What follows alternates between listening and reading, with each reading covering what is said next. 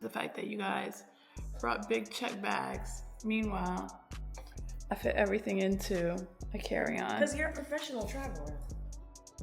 Efficiency is key.